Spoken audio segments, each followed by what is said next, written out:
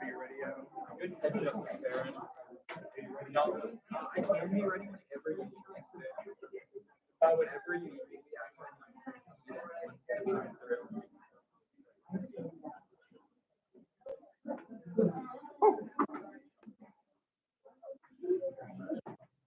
Keith first, me second.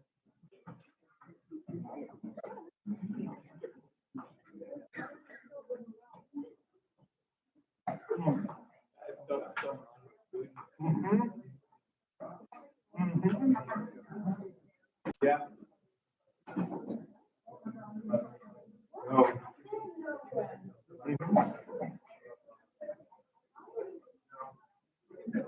All right. Everybody somewhat ready? Water ready back. I'll stick that in the. All right.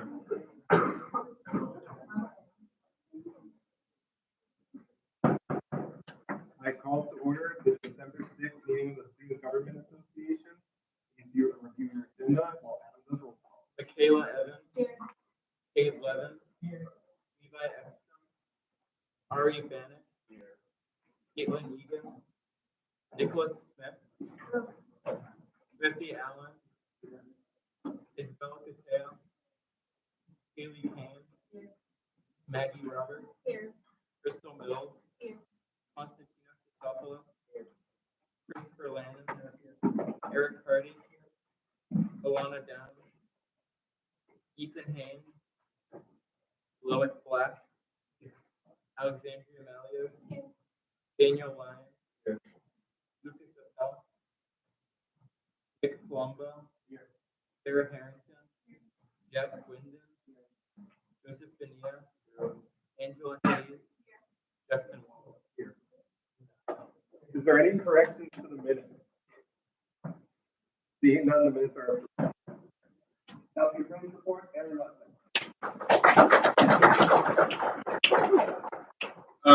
Just a reminder, the meeting is being recorded or live streamed. And then also, if you would like more sushi or food, just please quietly get up during the meeting. Rather than that, our guest speakers tonight are going to be Vice President of Administration and Finance, Steve Taxar, Director of Dining Services, Bill Connor, and the Director of Res Life, John Zacco, to discuss finances. So please welcome up Steve.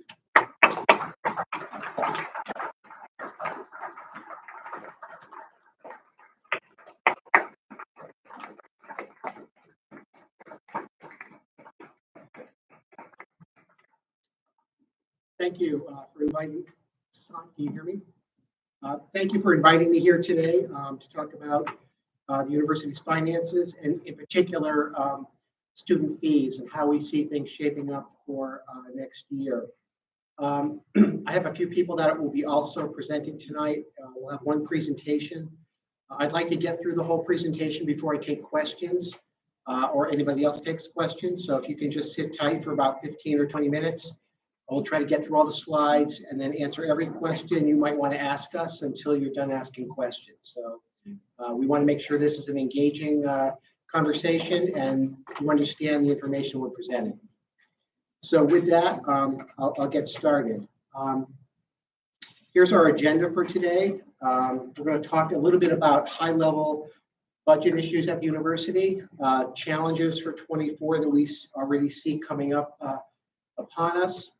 Talk about fee history at Westfield State and what that looks like, some of the drivers of what's causing our fees to go up, and then take your questions at the end. This is a slide that the same slide I presented last year, and I just wanted to show it as a basis of comparison for the current fiscal year. These are the major revenue categories for how we generate revenues to pay our bills. Tuition and fees comprise about 32% of our budget out of 112 million. 32% comes from tuition and fees. We receive state support directly from the state for the university. That's about 29%. And those of you that live on campus, you're paying obviously a residential housing fee based on where you live, and also a dining fee based on the dining program you're participating in. That's about 20%.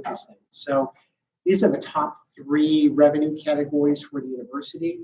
There are certainly other dollars that come into the university as revenue. The foundation provides financial support to the university. The continuing ed department provides revenue. And we also have grant revenue that comes in. But of the top three, these would be the top three. For FY23, the percentages don't change a whole lot. You can see that the state appropriation is about 31%. Last year was about 29. Tuition fees are 30% in this year, and residential dining and residence life is about 22%. So roughly the same, a percent give or take either way, but the percentages roughly are tracking very similar. State appropriation is going up as a percent of our budget because our tuition and fee, our enrollment is going down slightly. On the expense side, last year, one of our biggest categories of expenses at the university is staffing. Obviously, it takes a lot of people to run the university. 42% of our total budget is supported by the people we have working on campus, as well as the benefits that are provided to them. The res life and dining operations comprise the second largest category, about 21% of our budget. And the operational costs to support departments across the campus to purchase supplies and provide the resources they need to run their departments is about 15%. So the other categories of expenses, not the top three, but the other categories are financial aid. Institutional financial aid is about $5 million. We have a capital budget of about $3 million. And our utility costs that are not attributable to residence life, but the university, is about $3 million. So when you add it all up, that comprises our total campus budget up here of about $114 million. Things have not changed too much other than the size of the budget has increased a little bit, but the percentages from last year to this year are about the same. I will point out, though, that in res life and dining, these particular budgets need to charge enough money to stand on their own. The university does not really provide direct support. They have to make enough money to pay their own bills. So those of you that are living on campus, the rents that are being charged and the dining plan you're in have to be self-sustaining. So the university does not provide direct support necessarily, but we provide cash reserves in case they're not making enough money to cover their costs. The budget cycle is really an annual cycle. We really start year round. It's a process we really start over the summer. We develop a budget model. By the time we get to the fall, we're talking about kind of planning assumptions so that we know how to start the planning process. We work with the Board of Trustees and the campus leadership to establish those parameters. Around this time of year, we're actually getting ready to present multiple budget scenarios to the Board of Trustees. It's based on a different set of assumptions based on the scenario. We usually use 3 scenarios, kind of a best case, a worst case, and something in the middle. This is a little bit crystal ballish at this point because what we're trying to do is project enrollment about 10 months from now, and things can change pretty dramatically, pretty quickly. So some of this is a little bit art and a little bit science. The art is the enrollment number in terms of how many of you will be coming back next year and how many new students will be coming to the university. So we're making our best educated guesses on that. There are some things we also don't know about. We don't know how some of our costs will really be translating into a budget for next fall. And I'll talk more about that in a little bit. But nonetheless, we're modeling different scenarios based on different assumptions. Number of students, the cost structure, what the state will provide us in terms of funding. You saw that about a third of our budget comes from the state. We don't know what the state will give us until July. But we can't wait till July to produce a budget. So we're modeling stuff for several months. And as we get new information, we generate new models. Enrollment projections are a constant activity. They occur every month. We work with enrollment management to get updated information and also the registrar's office to understand how registrations are going for current students. I mentioned the state appropriation. This is a political process. The university has really no direct say in what the state will provide us. We just make a request through the Department of Education, and then the legislature determines what kind of funding they will provide to the state, to all the universities. So this is a continual process that started several months ago, and it'll continue until we have a final budget approved by the Board of Trustees in October of next year for next year's budget. These are the same challenges we had last year. They're continuing. There's no kind of new information here. We are still seeing decreasing enrollment numbers, primarily from returning students. Our incoming student population seems to have stabilized at about 1,000 students, give or take a little bit. But retaining all of you has been harder than we assumed. Occupancy in the residence halls, interestingly enough, is up a little bit than what we planned last year. So that's a good sign. It means more of you are choosing to live on campus, which is a good thing. It helps the university in several ways, and it helps to offset some of our costs. The competition is quite challenging in the state. The demographics, the number of high school students graduating is declining in New England. In pretty much every state in New England. And so we have a shrinking population. And so in order for us to maintain a certain level of enrollment, we have to gain a greater share of that shrinking population. Or we have to seek new markets outside of Massachusetts. Most of our students are from Massachusetts, so that's our primary market, but we have to start thinking more regionally and more nationally to attract more students from other states. Expenses are increasing across the board. Even if we do nothing different today than what we're doing in 12 months, our costs are going up. You can see that in CPI, or the Consumer Price Index. You can see that in supply chain. And we're also working on cost-saving initiatives to reduce the size of any kind of a fee increase through other reductions across the board. I pulled this information down from the Department of Higher Ed on their website. It's simply a history of tuition fees. I segmented by the state universities so you can see how we compare to all the other state universities. Our strategy has been to try to be in the middle of the pack, not the highest and not the lowest, somewhere kind of in the middle. And that seems to be panning itself out. So if you look at this chart, you'll see Westfield State's highlighted in yellow. Our tuition and fees for this year are about $11,500.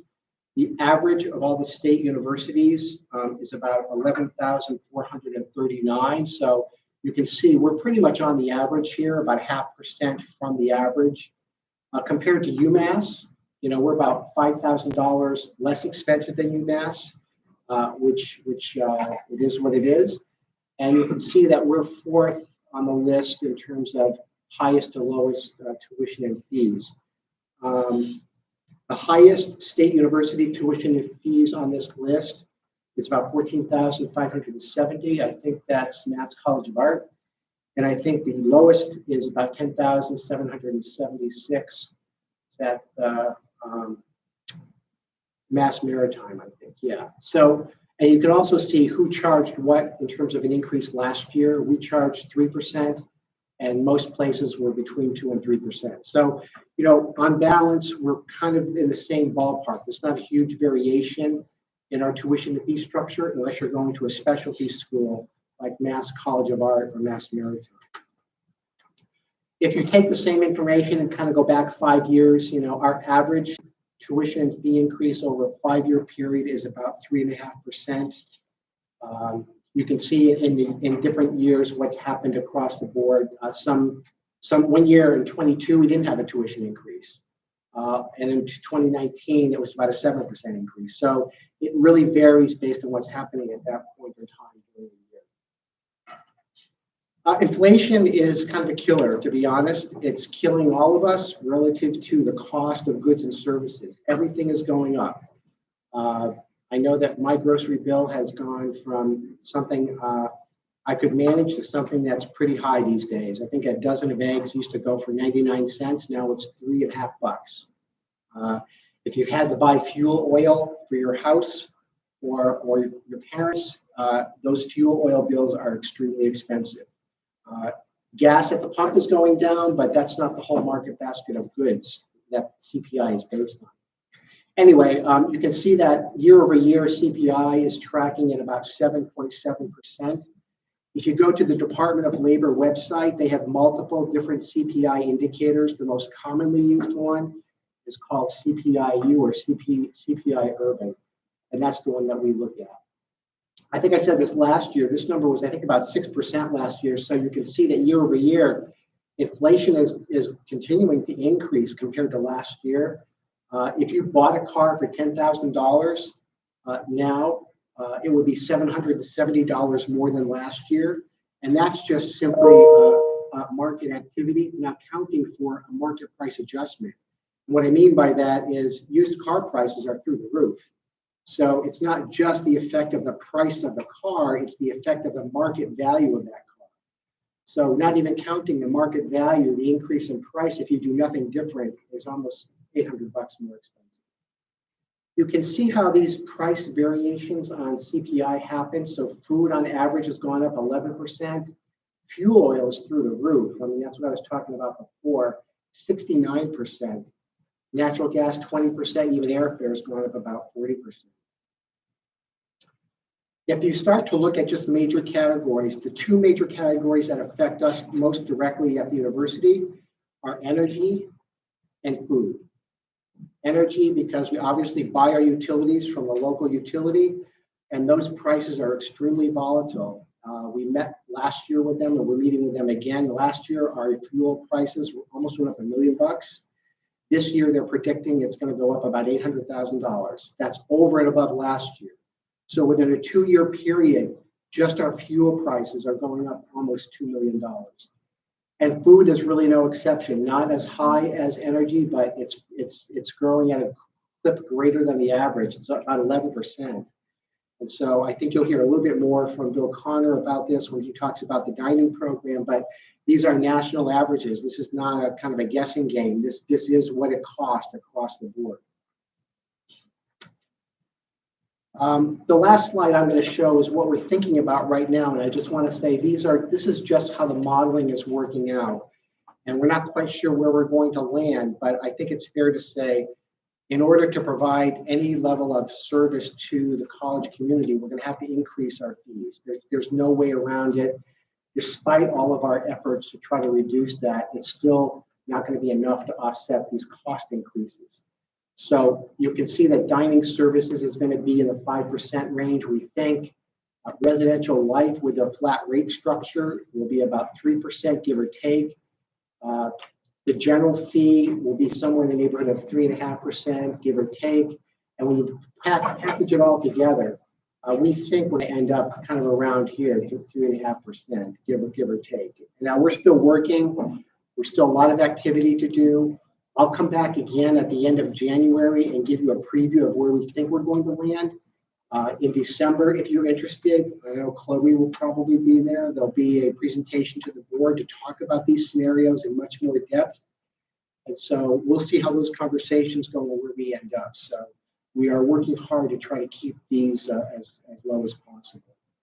So that's all I wanted to say, but I think John will be coming up to talk about the residential life strategies.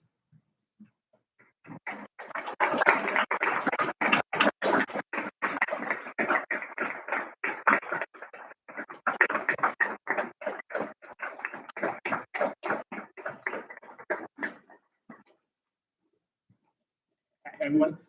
So at the C7, I'm going to talk a little bit about what our res life fees and kind of our overview of our budget for housing and res life overview. We're going to first do a little bit of an overview of our budget, the called trust fund. There are three main areas that make up our budget. We have a revenue, operating expenses, and debt service.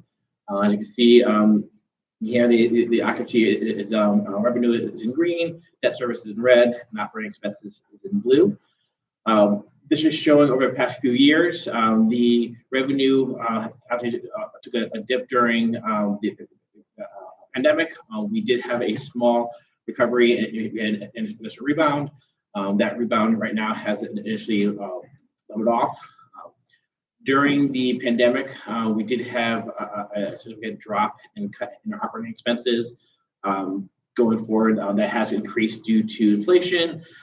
We also had the SCBA, which is the Massachusetts States College Building Authority. They work with us.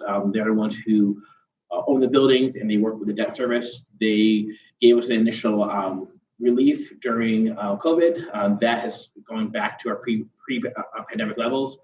That's where you're seeing the significant drop and then the increase. So that is going back to our normal there again. So where our revenue is, the majority of our revenue, 97.4%, is generated by student rents. That is the housing costs and rates that we have for housing. The majority of the money and revenue we do receive is directly from students living on campus. We did have a multi-year process of changing what our revenue and rents were structured. We used to have a structure of housing costs of doubles and singles, and changing it from our traditional halls to suites and apartment styles. Last year we had two different rates, one for our suites and apartment styles, one for our traditional hall styles, and we're basically moving to a more of a flat rate. So that if you're living on campus now, you're aware that we are at a flat housing rate. So if you're living in our traditional hall or suite styles and a double or a single, you're basically being charged one rate for that. This has increased our ability to be more competitive with the rents off campus. If you're someone who is off campus, you've probably seen those are definitely increased. We have been able to be comparable and actually lower and more competitive with our off-campus options. That has led to us having a higher number of students living on campus and a higher level of our upper class students choosing to stay on for all 4 years. The plan behind this change and going to a single rate is to make it more affordable if you're living on campus for all 4 years, which is something that we're starting to see occur. As Steve mentioned, we're anticipating a 3% increase in our rents for next year. Our current rate is $8,300 for the fall and spring semester, looking to increase that to $8,550. We are still looking at still having the buyout only being $1,000 per semester. This buyout is if basically having a premium single or those rooms where we are allowing this single, basically double room at the single. We are looking at additional ways to to increase our revenue. This past year, the apartment complex, we had 4-person apartments, allowing that structure to have premium singles and doubles and making them from a 6-person apartment down to 4-person apartments. And that's something we're continuing to look into for the following years of what options do we have, what other buyout options can we do in order to find those ways to increase that revenue with our lower enrollment in students in housing.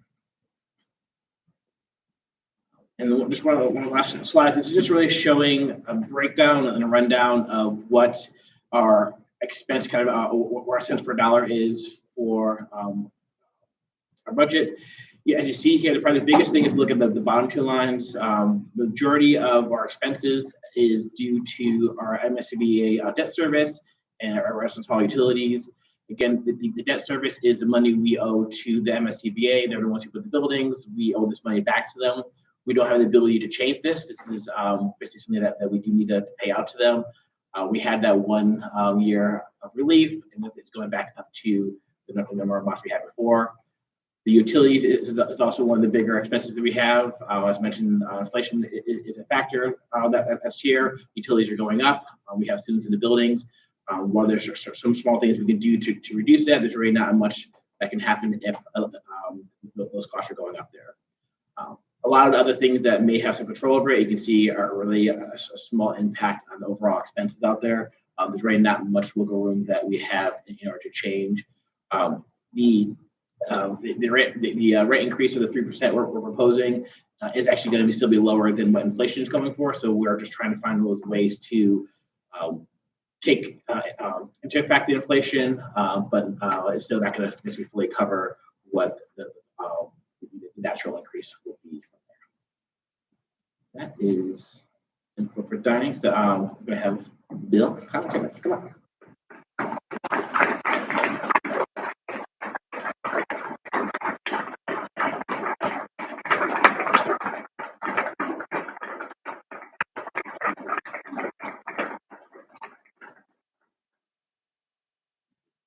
You will not hurt my feelings if you continue to get up and get food. Please don't stay seated.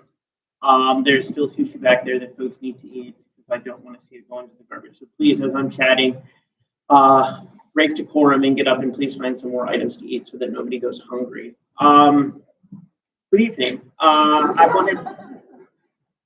Thank you. See, everyone should follow the acts of the president and go ahead and get more. How fun, we have an app. I wanted to do a quick introduction and share some of the things that we've been working on. First, and I don't know if all you all know, so this is Tim and Jean. This is who the dining hall is named after. They were both longtime administrators here at the university, and collectively have served at the university for 35 years as administrators in various roles. And they are the wonderful folks who came forward and provided the funds that we needed to do the renovation at the dining hall. So we're named after them. Great folks, still live in Florida.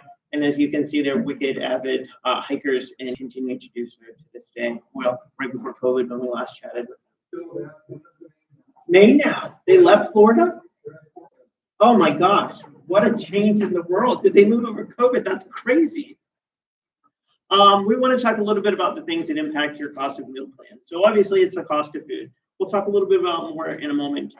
It's the cost of the paper products, the cost of the labor.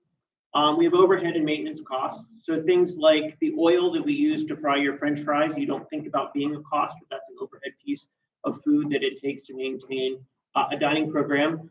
Abuse and theft, which is never a comfortable conversation, but one that's important so that you understand what costs are truly going. Food waste and then maintaining the dining spaces. So we can talk briefly about commodities. Steve mentioned about this. We are looking at a continual growth of cost of goods for food service increasing. And you'll see the red line is all items. So this is CPIU. The blue line is food and the items that it takes to produce a food service program. So you can see that food by far in many categories has far exceeded the overall consumer price index cost for continuing. I don't have a crystal ball, and I had this conversation with Maria and Steve the other day. We don't have a crystal ball to know if that information is going to go down. What I will tell you is there are numerous factors that impact food, some of which are within our control, some of which aren't within our control. So, for example, the conversation around railroad workers striking has a negative impact on the cost of food because people are trying to ship in different ways. And railroad, believe it or not, is a pretty efficient way to transport food. But when they talk about going on strike, manufacturers all shift to trucks, which costs way more to ship food. So we innately inherit those costs as a means to protect the food system. And that's one of the small things that we deal with on a regular basis to make sure that we're pulling in things for you to maintain a great food program. Cost of paper is the same way. One of the things folks don't understand is we don't actually produce a lot of the compostable products here in the United States. We get them overseas. When COVID first started, we were buying shipping containers coming off of the boats of products that we needed to continue to operate the dining program. We had to buy whole markets of commodities in order to make sure we were able to maintain them. And it still is to this day. And we are struggling with China's, whether you agree with it or not, severity of lockdown related to COVID is still having an impact on our paper market. Things are costing much more higher than they have in the past. And when, as you know, when someone has COVID in a factory, they shut down the whole factory, and that could be the same folks that are producing our paper plates or our cutlery. So that's having an impact. We'll talk about cost of labor, but as you all know, people are paying more. The marketplace is getting more and more competitive. Even the little gas station down by the giant Big Y was offering another $500 bonus this week to get people to work there. So we are struggling and will continue to have to pay higher wages to make sure that we're able to attract people that want to work here and be able to produce your food and serve it to you. And that's not going to go down. The other challenge we run into is, as you are aware, Massachusetts, you get to $15 an hour. This upcoming year is the last year. I believe it's a 75-cent increase to minimum wage to get to $15. So, we have to continue to raise above that to recruit great folks that want to work here. And that's one of our highest costs, actually the highest costs.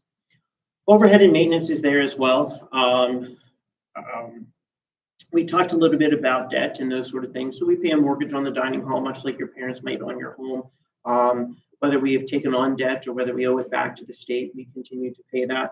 Next year, it's about $541,000 in a mortgage bill to pay for the dining hall. Abuse and theft is there, so it's realistic. We have had to replace the entire collection of forks already this semester. So we have gone through thousands of forks that have disappeared from the dining hall. And you pay for that because I don't pay for the forks and Steve doesn't pay for the forks and Maggie doesn't pay for the forks. So they've asked Maggie, she won't do it. We continue to have to buy them. So at $1.50, $1.60 a piece, you're replacing every fork that people take out of the dining hall. Theft is a pretty big issue, and abuse as well. Like the whole concept of I pay for my meal plan. You do when you dine in, but you don't pay for the 3 bags of bagels you're taking home to have a pizza bagel party at your house. Is a different part of the program. Food waste is pretty big. We track our food waste on the back end, so we know how much we waste. On your side, it's pretty important for you to take what you want, to eat what you take. Your mother says if you don't eat it, then you don't get dessert. But at the same time, we encourage you to take smaller portions and come back up multiple times. There's no limit to how many pieces of chicken parm you can have, but to take 6 at the beginning and throw half of them away is only hurting your pocket because it costs more to buy food. And then maintaining the space, we're working on, and last year with Aaron and this year with Logan, we're having a lot of conversations about what we need to do in the dining program. We had our last renovation, our large renovation about 10 years ago. And our facility is starting to see, a 10-year comparison. My mother changed the furniture pattern in the living room every 2 months. Can you imagine? We haven't done any of that in 10 years. So we need to have a larger conversation about what would be a more comfortable space for you. And we're exploring that this semester so that we can take care of it. The other piece that I know you've seen is the new dish room. Hopefully you've seen the new conveyor. That project all in was about $750,000. So all of that is one of the things that we had to do to upgrade and maintain the space so that it was continuing to be functional. Like John shared in housing, this is where your dollar goes. I think it's important for you to understand that 47 cents of every dollar in dining goes towards people, whether it's wages, taxes, and benefits. One of the things about both housing and dining is we are responsible for the full cost of our employee. So every dollar that an employee is paid, we have to pay an additional 42 cents in benefits. So essentially every dollar that an employee in dining makes, it costs us $1.42 to be able to support that employee through retirement, health care, and some of those other incentives that come from the state. Food is there, it's 32%. It's 32 cents on every dollar, which is where it is about nationally for food service programs. We probably could go up another penny to be even more comparable, but we're right in the ballpark. Our university overhead is about 12 cents. That goes back to the university to cover the overhead operations for the dining program. Things like utilities, administrative staff, some of those other characteristics that it takes to run the program. Our operational expense is essentially the things like the phones, the software that it takes to run things, the computers we use in the office, those sort of pieces are there. That's about 3 cents. And then going back to paying mortgage, 6 cents of every dollar goes to pay for the mortgage that we have for the dining.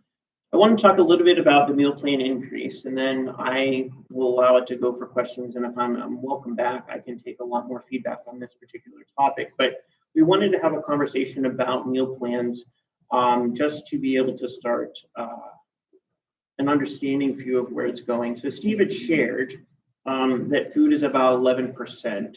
We are going to propose sharing the cost of increase again this year. So we'll find about 6% savings in the dining budget, and we will pass on 5% to the students as a means of an increase in the meal plan rate. And you'll see the biggest category for you to look at is going to be that delta between 23 and 24.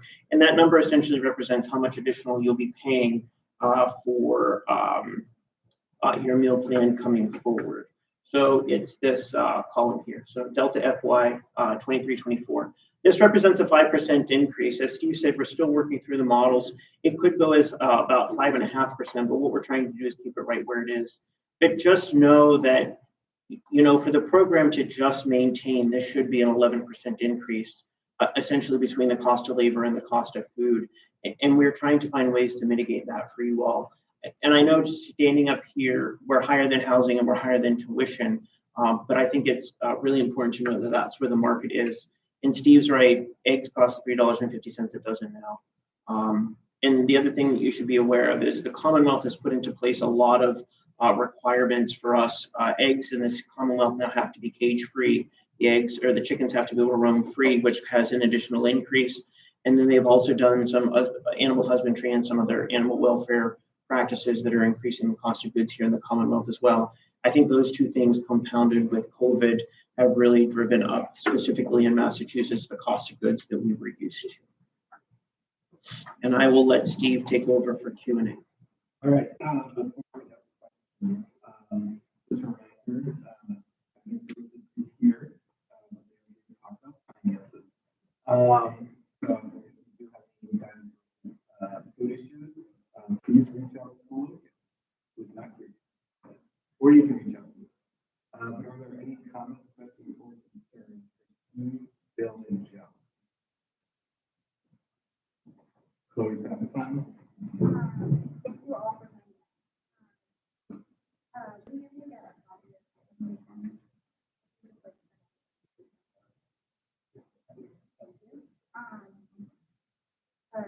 So and we talked about something that we all know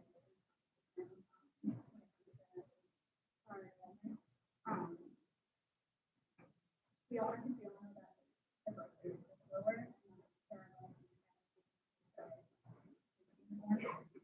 We have anything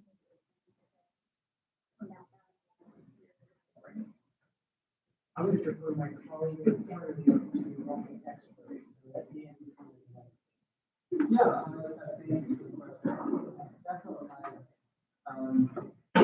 first of all, yeah, we have a number of objectives for the new year.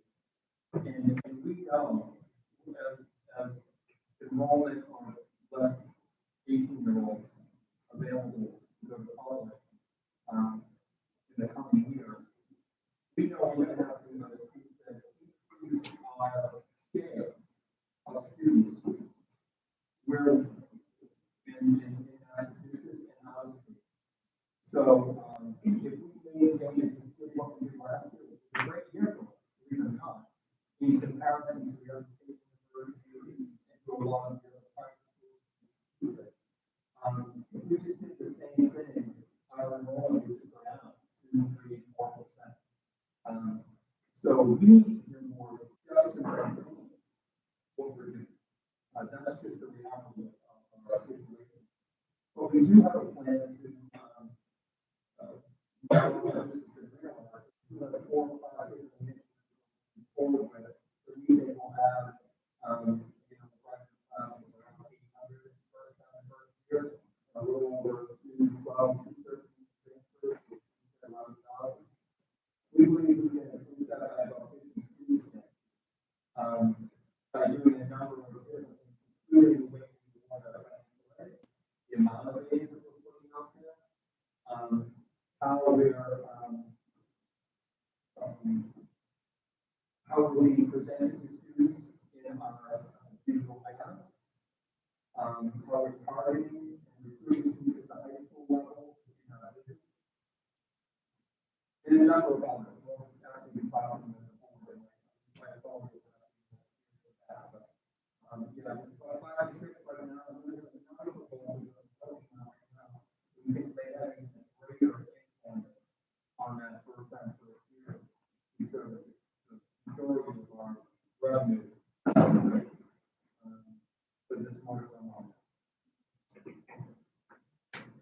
Hello. I know, Steve, you mentioned that the occupancy in residential halls has gone up. I was just wondering, is that due to more students on campus, or is that more due to being closed and the rest halls having to fill up with students that were being taken? I can give you my view on it, but I think we refer to Dan or, our belief is that the flat price structure that we implemented in the last couple of years is attracting more of a prospect to live on campus because our pricing is now more competitive in the local market.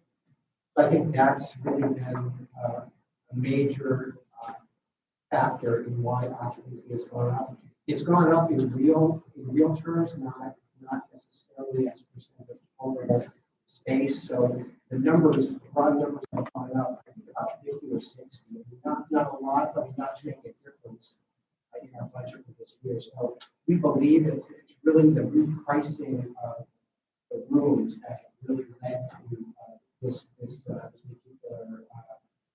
gain we had. So I prefer to Dan or John. You did a great job. It's not just the percentage terms, it's the raw number. So we saw the last 2 years, our first year has been very similar. So the number of halls has gone up, and that's attributed to returning students coming back in greater numbers. So John and his team measure the percentage of sophomores that are in high school this year and how many of those will convert to juniors next year. So we were able to measure that and see that we maintained a greater retention for our sophomores, juniors, and seniors. Just looking into these August of this year, we have students who were looking to get into housing who either could be looking at the computer. I'm seeing that the cost of off-campus loans were requiring campus, they're actually looking to come back on campus. They were, to do the computer, if they're going to look their place, they were back out saying, they want something that rate, they're actually getting more out there, trying to increase more than they're actually expected to. People that take this being low, so we're just trying to consolidate and all that way, so we are actually You know, what's a telling point for me is when we started this process 2 years ago, what didn't make sense to me is why some of our best and newest space was going unused. So in other words, students were choosing not to live in the best space. And I think the reason for that is the price differential from the most reasonable price space to the best space. It was too big.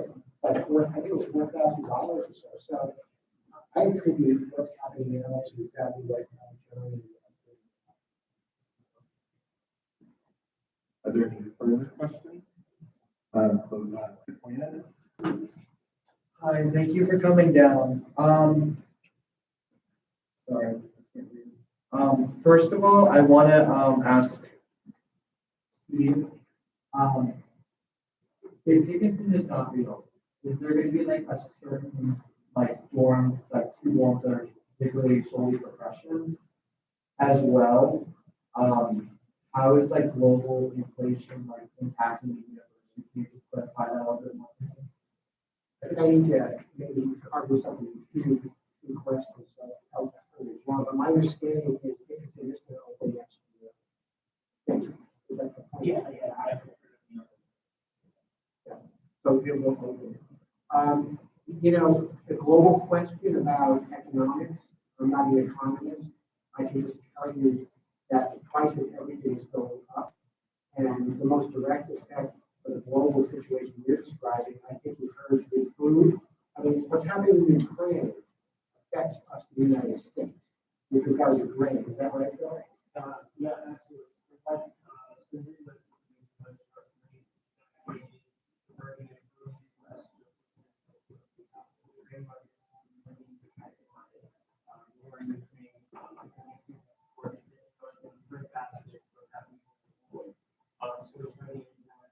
You're getting more. And you can say the same thing about energy. Energy is the same way. If they want one commodity, pricing of what we do in the United States is directly a relation affected by what happens in the rest of the world.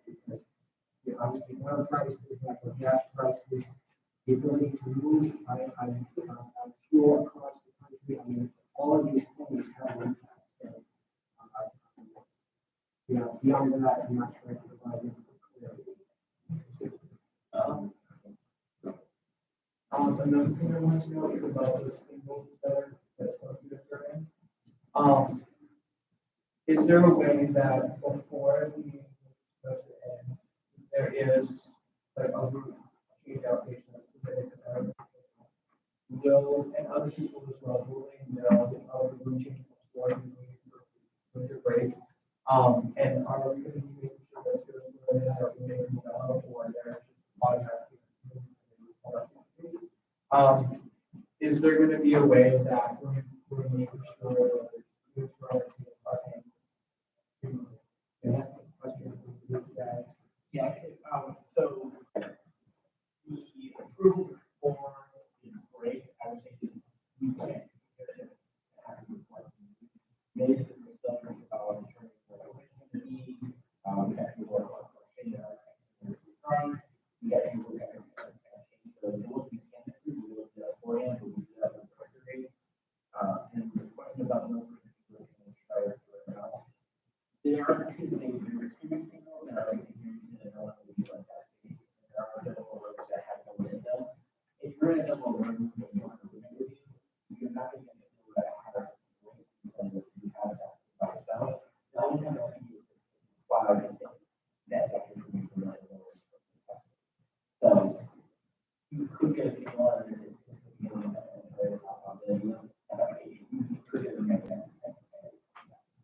so we're not going to build something a single rate that they have no less.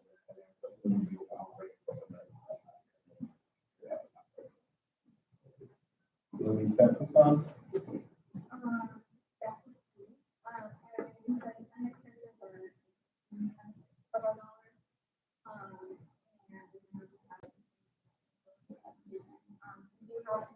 Do you have any direct plans on?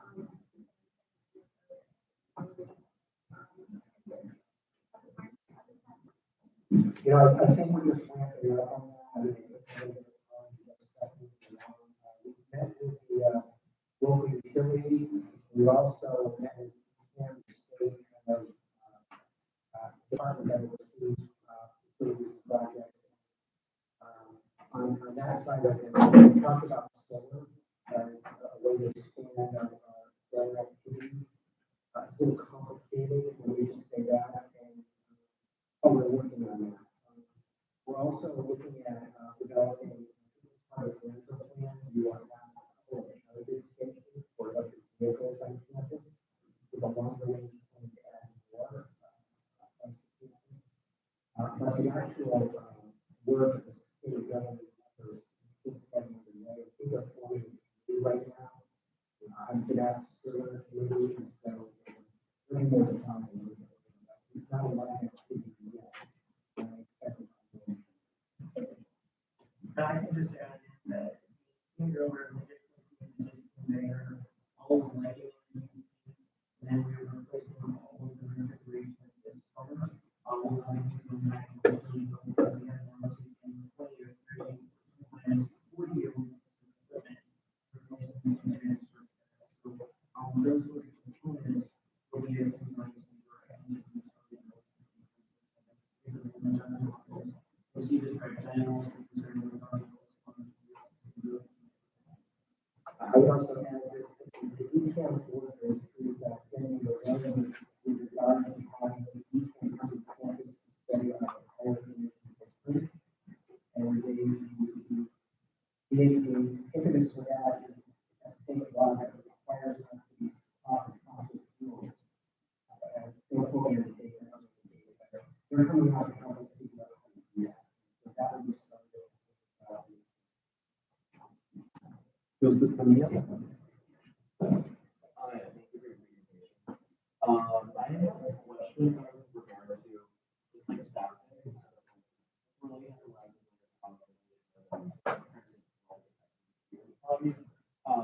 so, you know, obviously, I think that means that we work a lot. It seems like there's a lot of stress and effort to all of these departments to just try and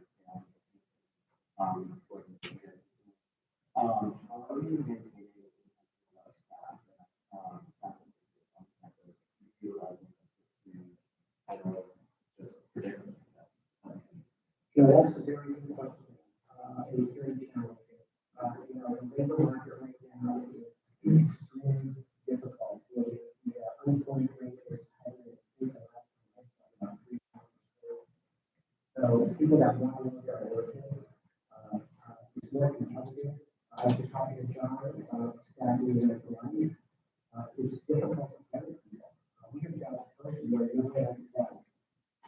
And it's not like we have an unlimited supply of resources either. So we're trying very hard to balance priorities of how to fill positions and resources we have. So I don't have a good answer for that, other than we're doing our best to fill those vacancies, we're doing our best to compensate people fairly, and we're working to backfill with other strategies.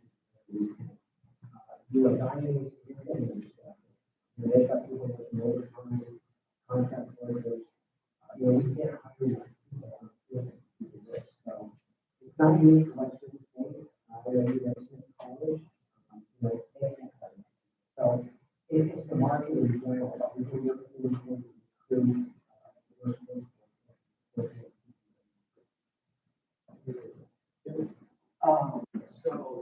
I appreciate that. There was something I kind of thought about, what's it called? A question in regard to like, any political plans that you guys have presented in like COVID for issues in the university. Is there like a amount given to really just try and entice the attention of the workforce that we do have on campus? Not to like what other items or strategies, is there any strategies to entice that workforce? I'm not sure what you mean by entice. We try to provide a positive work environment for students, but for people, we try to be flexible at work schedules. So that, a lot of people, a lot of new people that are working right now, they want total flexibility. They don't want to come to work anymore. They want to work from home. And so, when we're running a college campus, you can't have everybody working from home. So we're just trying to be as flexible as we can to accommodate these things in the workforce. The state has actually produced some strategy development assessments of the future of the work. And so I believe we're going to look at it more closely to figure out what the state is doing and get into their support of college universities. So again, I don't have a good answer for you, but we're doing what we can to do it. Thank you. Aaron Wilson.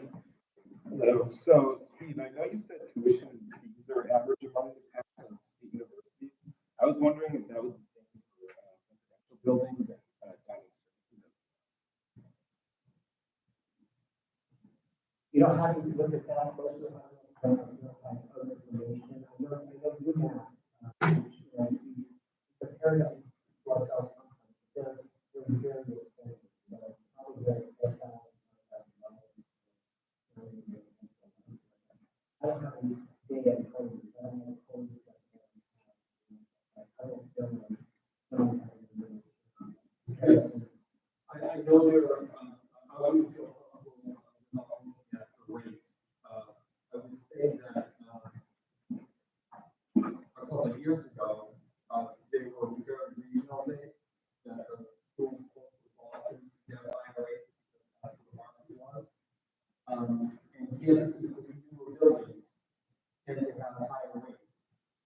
I think the other thing I'd like to mention about the flattening of the housing rates, the other thing this allows is a greater diversity of students in those. It's not just across the board that it's being more effective.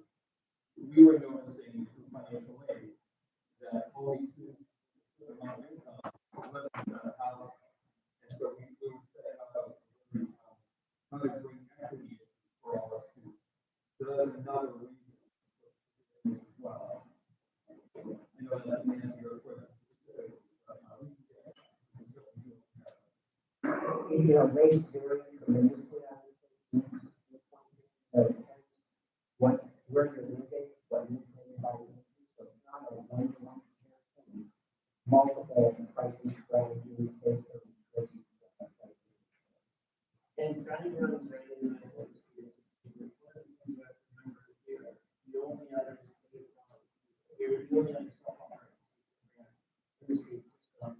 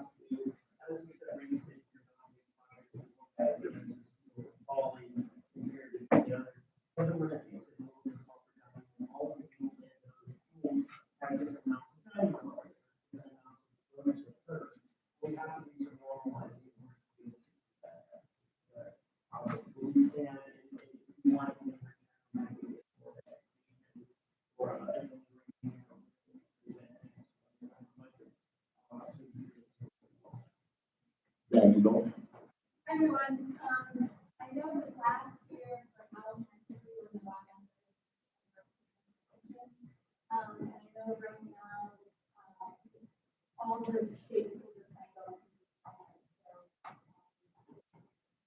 kind of crapshoot to see where Chris, Hi, so I would like to ask Bill and Steve something, particularly kind of based on financial like struggles you might have. So I heard a lot of students have come to me about the lack of variety in the food in BC. I just want to know, is that like a budgeting issue? Whether it's like trying to get more healthy options for students to eat. And another thing I did want to address, I have seen the some of the silverware and the plates and bowls being stolen. I've particularly seen them in some of the lounges and the residential buildings. So I wanted to know, what are we doing to also combat that? Yeah. Every year we do a two-spray back on our silverware and plates, and we put the kids inside of how much stuff we bring with that. So that has been something we've been trying to do a lot. So, it's a matter of bringing it back.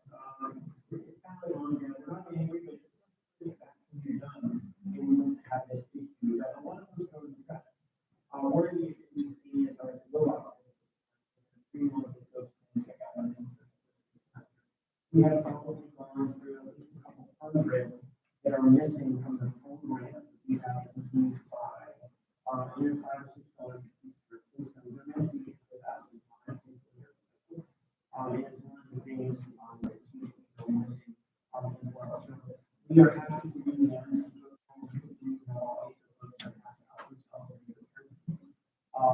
As far as menu cycle and variety, I feel honest with the gentleman that's in our community, we're always happy to see that. We're in the middle of something that I do now. If there are things you want to are open to that, I know Aaron had mentioned, I'm happy to come back and really understand more and perhaps spend some more time discussing that. I think it's a very passionate topic for all of you, and I'm happy to do so. So that we can get somewhere and currently,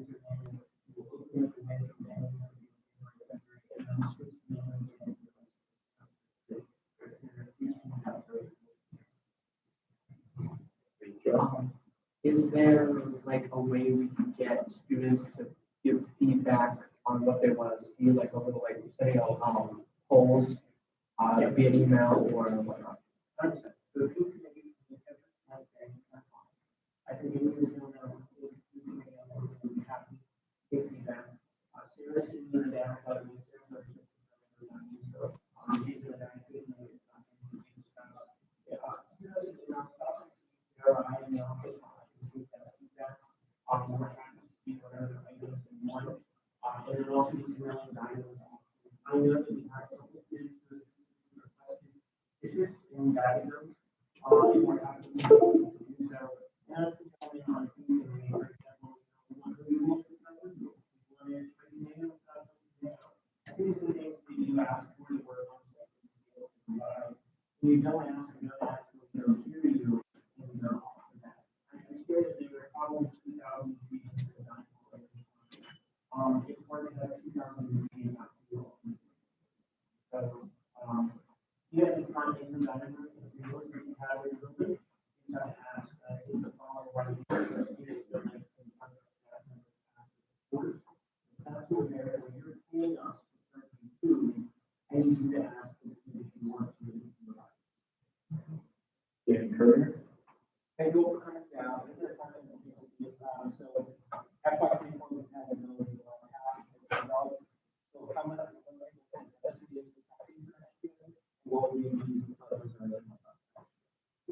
We're still working through that right now, and we're still making assumptions and some educated guesses. But one thing I don't think was clear enough in the that was talked about is, rest life probably would use a few million dollars next year. So even though the prices may go up, they're not going to cover all the costs because the gas are just too high as a percentage of the operation. So universities may have to cover that.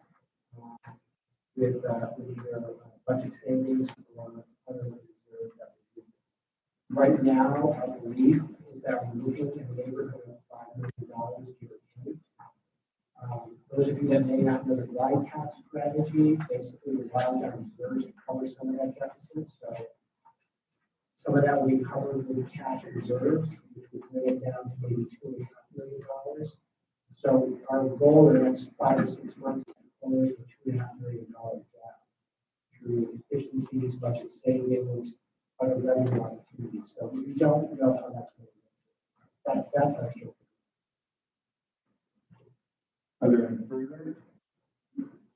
Seeing none, I just want to thank all of you for coming down and giving us your time.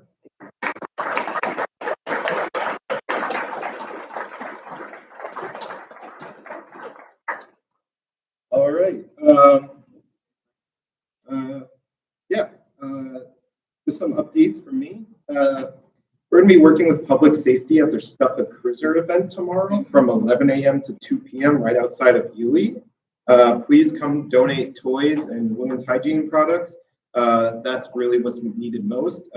All donations are going to the Western Mass YWCA, and we'll be donating. SGA will be donating around $200 worth of stuff tomorrow. Quick update from Health Services. Kelly Palm asked me to send out a message to students. The flu is going around, so be cognizant of that. Get your flu shot; it helps. And just know that, go get your flu shot. That's really what you wanted me to say about that.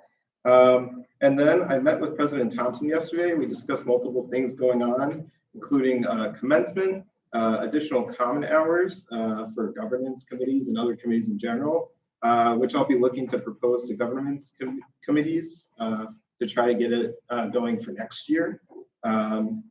As well as we talked a lot about the health consultants that came to campus, and she kind of shared some of her ideas of hopefully, I think she said federally recognized, which would allow us to take outside patients in health services, which would possibly be another source of revenue. That was just an idea she was giving. But yeah, I'm meeting with Maria Weirstein. Yes, okay. The Assistant VP of Strategic Financing and Institutional Planning this Friday, as she's looking to discuss engagement with SGA. The last thing I have is that I wanted to remind you all this is the last meeting of the semester. I truly hope you take care of yourselves over break and are excited and ready to go for the spring. Over the break, I'm just asking you guys to think about some innovative ideas, as well as think of some ways to increase accessibility to SGA as well. Don't hesitate to email me or text me if you need anything over break. That's all I got. Are there any questions? Seeing none, thank you, Mayor. Vice President's report of academic life, Emily.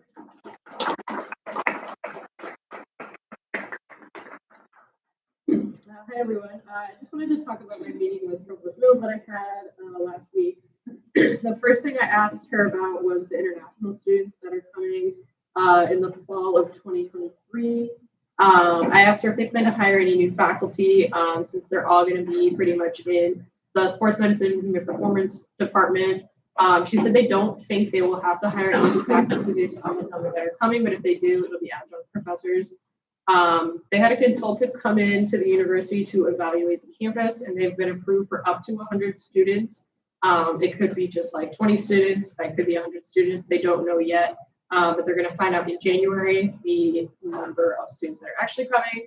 And if you didn't know, all of the students are coming from a university in China. So she said they plan to work with the International Programs Office as well as the Asian and Pacific Islander Student Union to kind of help with the cultural change for the students. I also asked her about the Care Center and the Center for Student Success and Engagement. She said that they're doing a lot of tutoring and working to expand their math, chemistry, and physics tutoring. They've seen a lot of students having difficulties in STEM classes, so they're hoping to expand tutoring in those areas. They've also hired 10 new staff for the Center for Student Success and Engagement over the course of the semester, so they're definitely working to expand that area. I also asked her, we talked about some plans for the spring for students to be involved in. We kind of want to do more week-long events like the kindness week that the first year class did, because that went very well. So if anyone has any ideas for things that students can get involved in, academic related. Are there any comments, questions, or concerns for Emily? Dan Courier?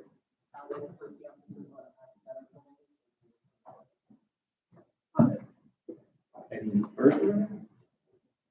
Seeing none, thank you, everyone. Academic Policies Committee, Dan Courier.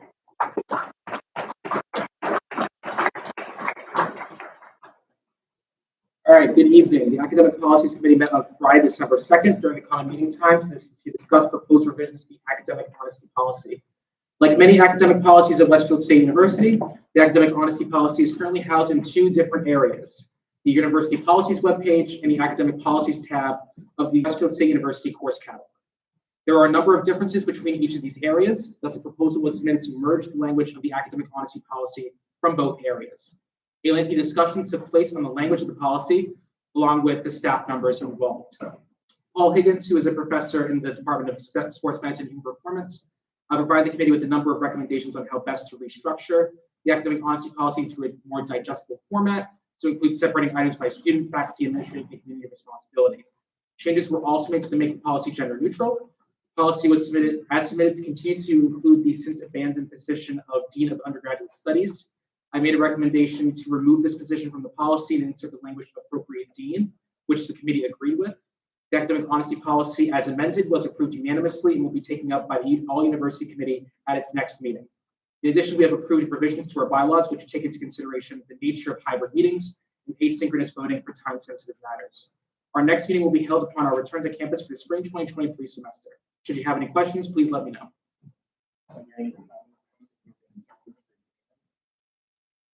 Seeing none, thank you. Curriculum Committee, Emily.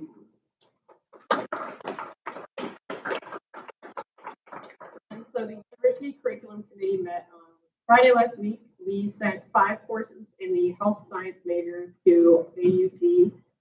4 of them are occupational therapy assisted concentration courses, and then 1 course was an independent study course. We also approved the OTA, the occupational therapy assisted concentration. Assuming this gets finalized and approved by AUC, it's actually going to be the first 4-year program in the state, which is kind of cool. Most programs for this are 2-year programs at community colleges, so hopefully that will attract some students. We also approved some program revisions to the RN to BSN program, the computer science program, and the computer information systems program, and sent those to AUC. These all involve either taking out some course requirements or giving more options for students to fulfill certain requirements. And then we approved the removal of an English course called Literary Journalist because it hasn't been taught in years. Are there any comments, questions, or concerns for Emily? Seeing none, thank you. Vice President's report, Student Equity, Rodney Pinto.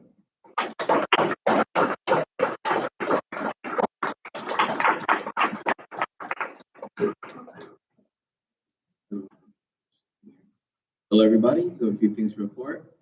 The first thing is earlier today, I had the opportunity to attend a pro staff meeting from Res Life. They will talk to John Zacco and a few RDs about potentially having more inclusive signs and decorations in the res halls, whether it may be banners or that represents movements or a mural.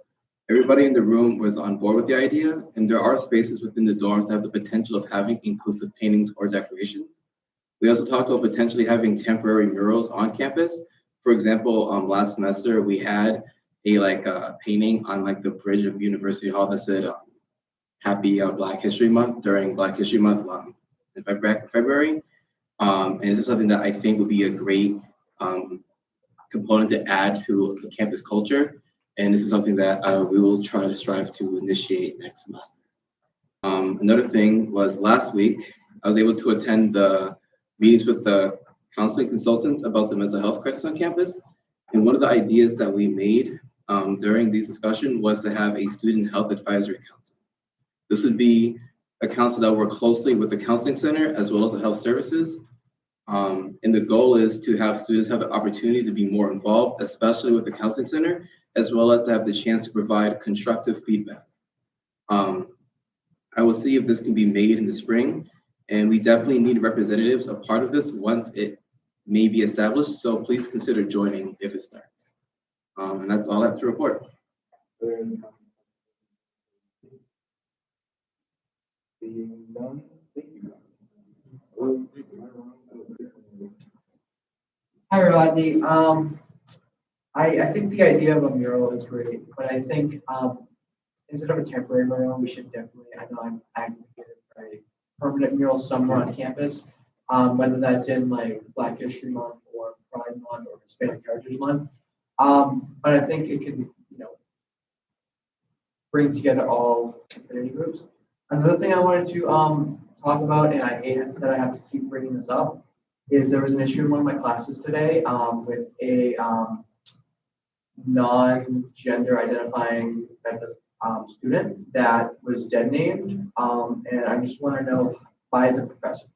So I want to know what we're doing to protect these students and make them like feel welcome on campus and not be dead named, especially by a professor. To answer your first question about the murals, having a temporary mural doesn't mean we won't have a permanent one on campus. It's just one of those things to be more consistent with. In regards to the dead name, did the professor, was it based off of like the attendance sheet? I believe so, but the incident that it had happened multiple times before, and it just made them very uncomfortable. Accidents happen, but it's happened too many times. Okay, well, after the meeting, would you like to meet with me so we can discuss the event? Any further? Seeing none, thank you.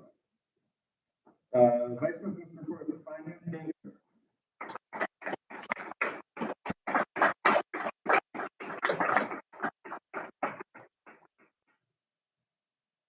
All right, good evening. We'll be having this come up. Just to give you a brief, I will maybe tell you a brief. Tonight, I'm going to be presenting to you an update on the state of the Student Government Association's finances for the month ended November 30th, 2022. As I mentioned in a previous meeting, the Executive Council has voted unanimously pursuant to a budget approval motion on October 25th to adjust our funds in response to a necessary allocation to Model UN. The Executive Council has voted to transfer $8,000 from the Finance Proposal Pool and $1,500 from the SGA Room Improvements Fund to cover this allocation. Outlined on the screen are our budgeted funds for FY23. Nearly all of our budgeted line items have been transferred by SGA and SAIL professional staff, with the exceptions being the SGA Senate Scholarship and the Fine Arts Festival allocation. We have had limited administrative costs thus far, as you can see there, with only about $536 spent. Thus, the Executive Council will be having discussions with Laura and others on how this money will be used for the remainder of the fiscal year. The Finance Proposal Pool is starting to be used more thanks to a series of finance proposals that have been submitted. If the finance proposal we will review later this evening is approved, then we will have roughly $15,000 remaining for the spring 2023 semester. The Build the Nest Fund remains healthy and will help to support SGA's projects on improving the campus.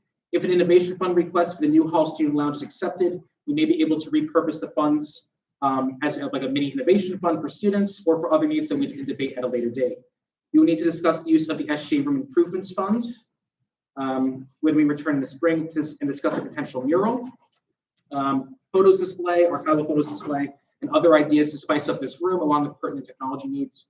The Executive Council discretionary fund has been used thus far for the SGA bonding trip and will soon be utilized for the spring 2023 club fair, including purchases of food and fun items to attract students to the fair. We continue to have $15,000 in a temporary reserves fund pending an update on the spring 2023 enrollment and respective revenues. Within Banner, I suspect that we will be close to that $15,000 being lost based on retention, but we will see.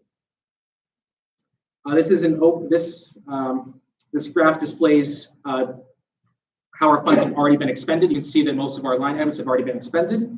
But after removing the line item allocations, you can see graphically that we remain on strong financial footing for spring 2023, with plenty of cash available across these various funds to support student programming.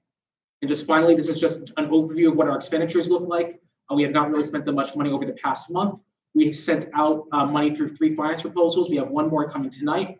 We had some for the SGA bonding trip, which was early in November. We also sent money over for a novelty check to the Salvation Army, but other than that, it's been very limited expenses this past month.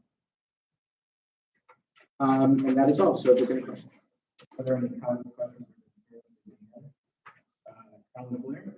Just point of information, Dan mentioned, Yep. I have security new computers for the SGA exam over there. I'm hopeful to get them in during the break. Thank you. We appreciate it. Any further? Seeing none, thank you. Finance Committee, again. Good evening. The Finance Committee met yesterday to review one finance proposal submitted on behalf of the Athletic Training Club. In accordance with the SGA Finance bylaws, the Finance Committee has rendered an advisory opinion on this finance proposal. The sole power to accept, deny, table, or amend lies with the legislature. Tonight, you will have the final say on this proposal. I will detail the finance proposal in full. They'll make a motion based on the Finance Committee's recommendation. I encourage you to ask questions and provide comments after I make the motion.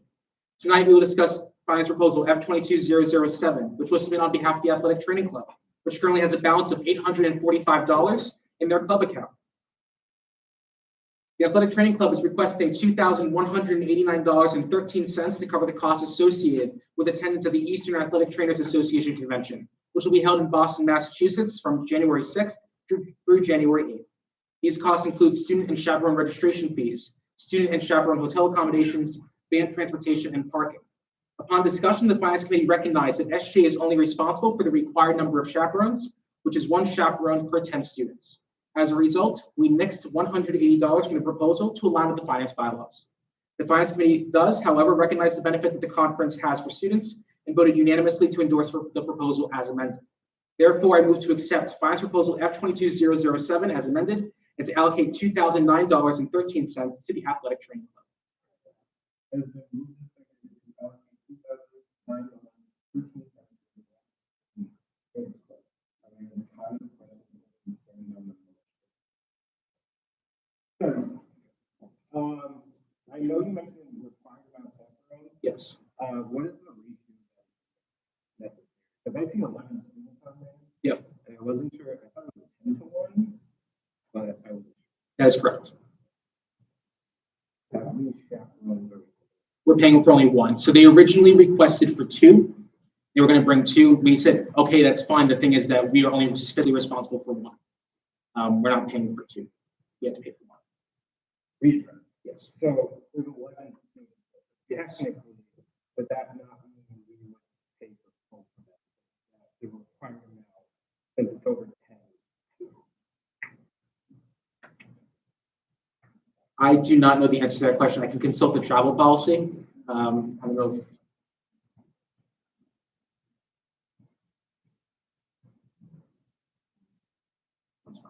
Okay, thank you so much. Any further? Seeing none, all those in favor of allocating $2,009.13 say aye. Opposed? Abstention? Motion carries.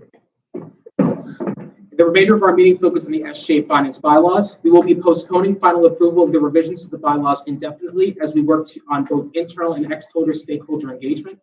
During Liam's report today, I encourage you to provide constructive feedback on the finance bylaws. These bylaws were again worked on in Finance Committee with feedback from Director of SIL Matalia. I look forward to engaging with other students and staff over the next few months to revise these bylaws further to create a more cohesive set of policies and procedures for SGA. Should you have any questions, please let me know.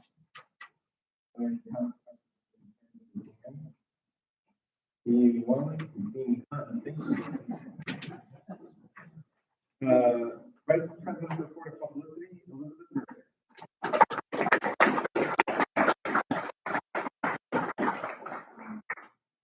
I hope everyone's finishing strong. It isn't too busy with schoolwork and studying. SAIL is hosting many events this week, such as Trivia Night, which is in this room at 8. Open mic, which is tomorrow from 7 to 9 in the Owl's Nest. And SAIL will be providing transportation to the movie theater for those who want to see Wakanda. The shuttle leaves on Thursday at 6:10 in front of Scanlon. And then also on Thursday at 8 p.m., There will be a gingerbread house competition in the Ely Lounge right outside of Duncan. It's first come, first served, and it's 25 teams. Materials will be provided. However, if you choose to bring your own, they must be edible. If you have any questions, ask Matt.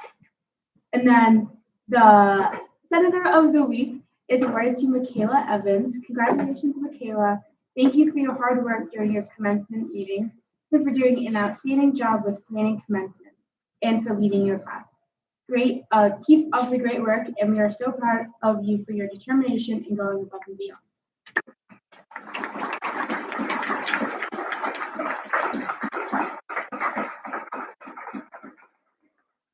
Are there any comments for Elizabeth? Matt Williams?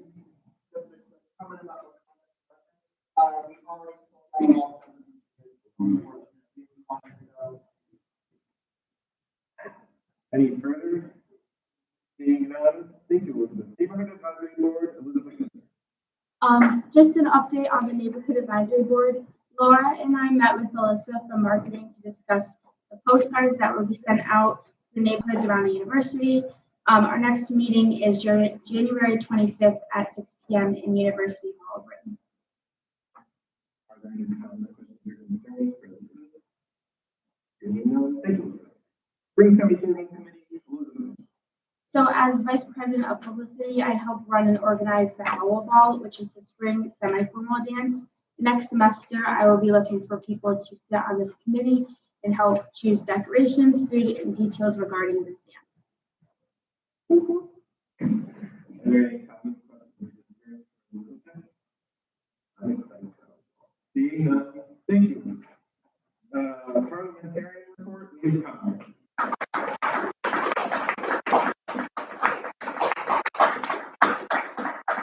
Thank you.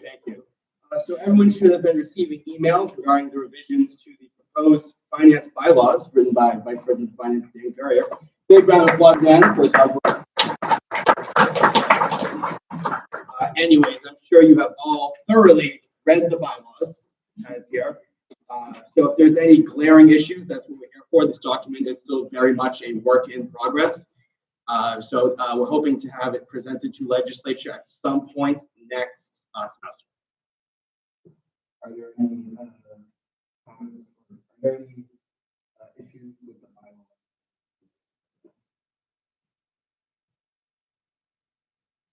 Seeing none?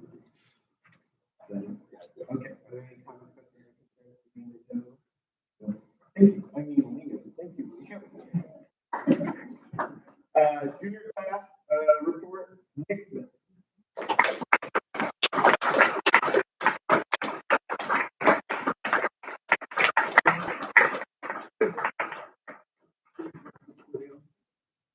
Hello, everyone.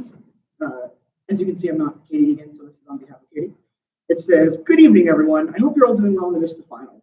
I wanted to come up today and just share a few things with you regarding the class of 2024 class council and what we have been up to. Our clothing fundraiser sale has concluded, and we are hoping to distribute orders as soon as possible. Thank you to everyone who purchased a long sleeve shirt or a pom-pom hat from us. Next, please join us and sail on Saturday, December 10th at 7:30 in the Owl's Nest for our Grinch-a-thon. We will be playing all three versions of the Grinch, while enjoying a hot chocolate bar, a winter craft, and raffles. If you bring new or gently used warm clothing such as hats, mittens, scarves, sweatshirts, coats, socks, etc., you will receive a raffle ticket for each item and be entered into winning a Nestor bobblehead or one of our clothing fundraiser shirts. All warm clothing donations will be donated to Westfield State University's Public Safety Stuff a Cruiser event, so please come for a worthy cause and enjoy every Grinch movie. Finally, I'm asking for all of your help. This will be advertised very shortly, but I would like to introduce it to you all now. It has been brought to our attention that when DCF removes a child from their living situations, they are given a trash bag to transport their possessions. So our class council would like to help give these children a sense of dignity as they are uprooted from their lives. We are holding a drive for new or gently used suitcases, duffel bags, and tote bags. Donations are due after winter break, so everyone will have the opportunity to get their donations from home. I would really appreciate it if you could all spread the word or donate yourselves if you can. Thank you all for listening. I hope you have a great rest of your week.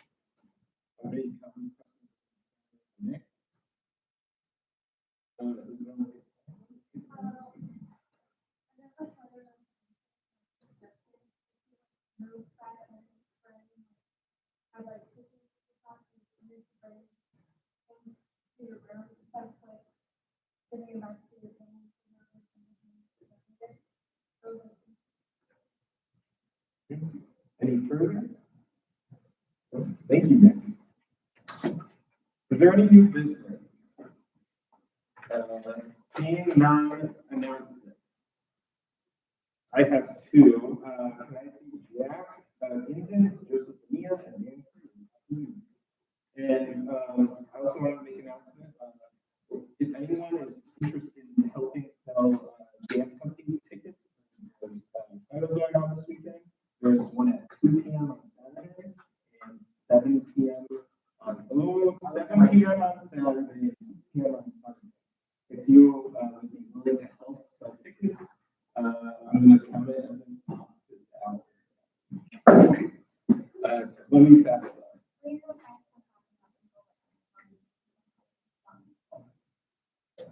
Makes sense.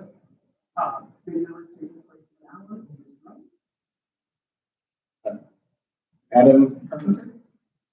Just a general reminder, committees are important. Show up at your committee meetings. Alan Blair?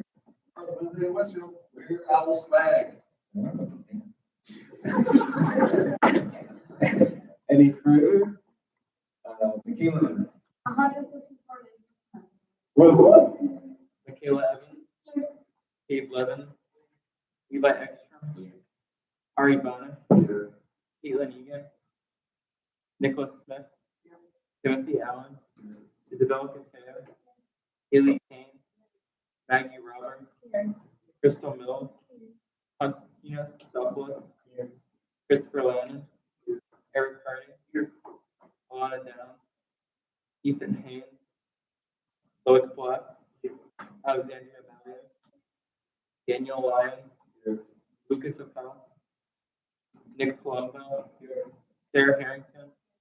Jack Glendon. Joseph Sania. Angela Hayes. Justin Wallace.